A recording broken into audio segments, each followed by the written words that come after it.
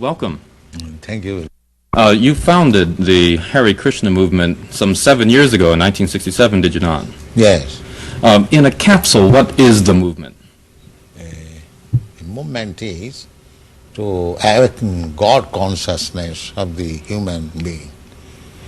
The human being is distinguished from the animals, that the animals cannot understand what is God.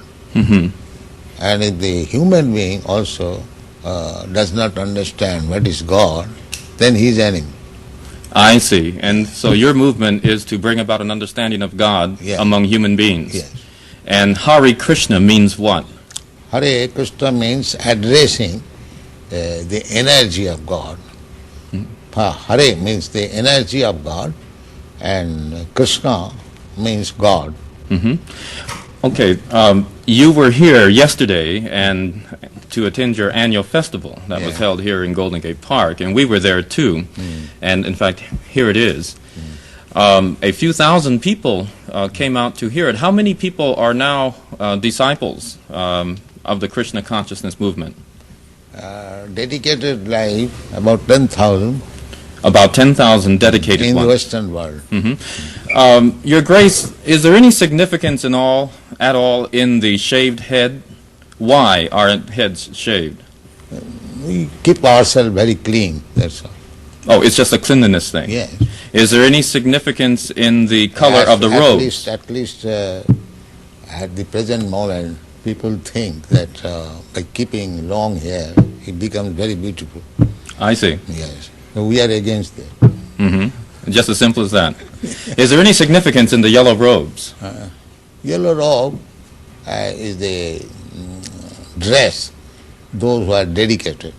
Mm-hmm. Yes. It could very well have been a blue robe. It's just something that was arrived at. This saffron. Mm-hmm. Mm-hmm. Your Grace, why do you feel that so many people are pulling away from the traditional religions in this country, such as Christianity and so forth, and going for the trying to understand the Eastern religions? We hear a lot of swamis and gurus and other type of yogi and so forth. Why do you feel that people are pulling away from the traditional Christian standards here?